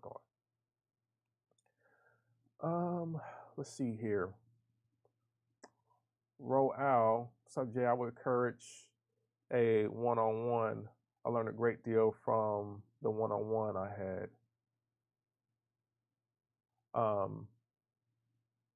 Did you have a one-on-one with me? I'm trying to understand what you're saying. If you had a one-on-one with me, I'm not sure who you are and outside of that screen name, Roal. But if I had a one-on-one with you, I appreciate you with the recommendation there for sure. Let's see here. Mr. Random says, even though I use my MPC for mostly hip hop, a genre I love to make for fun is old school R&B with slow 70 BPM, soft calm kicks, and rims for snares. Yeah, I mean, listen, it's music, man. Like if you just make music that you love at the end of the day, I think this whole thing about like just sticking to one genre, if that's what you're about, no hate, no harm, no foul with that really. But I think if you're a lover of music, expand. Don't always just be stuck in the same box of making just one type of music. It's important. Let's see. E Junior says, PreSonus Studio One software. Have you ever used any version of it? And were you aware that recently they have added a cloud-based service that gives access to all native instrument software for $165 annually? I've definitely used Studio One. When I was doing live sound for my church, we used Studio One to record all of the sermons, and we would use it to do sessions or catch all of the audio from the band and whatnot to calibrate the mixes and whatnot. So we definitely use Studio One in that environment, and I didn't use it much for production. I've used it before. It's definitely a dope tool. Now this whole this cloud-based service you're talking about, I got to check into that. I'm not familiar with the cloud-based stuff. Sounds interesting though. Sounds very interesting. Iceman says there should be a program to trade in guns for NPCs. That's comedy. Some people love their guns though, and it depends. depending on where you live, you might need your gun to keep your MPC protected. That's comedy. I appreciate that comment for sure. I think we need more music out there, more inspiration out there. So I think that's kind of the spirit of that comment, is we need more inspiration, less violence, less hate, and I definitely agree with that. I definitely can attest to that. Yeah, man. We about 2 hours in, man. I don't know. I could probably go on, but I do want to keep this at a point where someone could potentially get some value out of it if they come back and watch the playback of it. So I might take one more question, or I might just call it a day, because I mean, it's been a good session. I really enjoyed the conversation with all y'all. So we're gonna keep doing this. Gato, what's going on, man? Ain't seen you in a minute, man, but I miss seeing you, bro. Hope you're doing all right out there in the in the other sunshine state. But yeah, man, I appreciate y'all. Always make sure, if you want to reach out to me, my website is altruist.com. I will leave a comment in the comment section, as well as I will put a link in the video description for this video, so you can always contact me there if you have questions, if you want to talk about stuff. Also, if you want to follow me on Instagram, my Instagram is at altruist as well. Email is always the best for me, though. Email is better. For business inquiries or anything like that, email is always better for me. So if you want to reach out to me, reach out to me on my website, use the contact form there, and I definitely respond to that. But yeah, man, we're gonna keep this going. This ain't the last one. Like I told y'all, we're gonna keep it moving. Make sure you also check out my latest project, The Human Experiment, on my website, altruist.com. Got 3 versions: a promo version for free, you can download, an MP3 and a WAV version if you want to support the channel and support what we're doing here, man. So I appreciate y'all that supported it already. And if you just want to listen, go get it. I'll leave a link in the video description for that. We're gonna get it in. We're gonna get it in again soon. I appreciate y'all for joining, and let's touch bases, and let's keep in contact. All right. Y'all stay safe out there.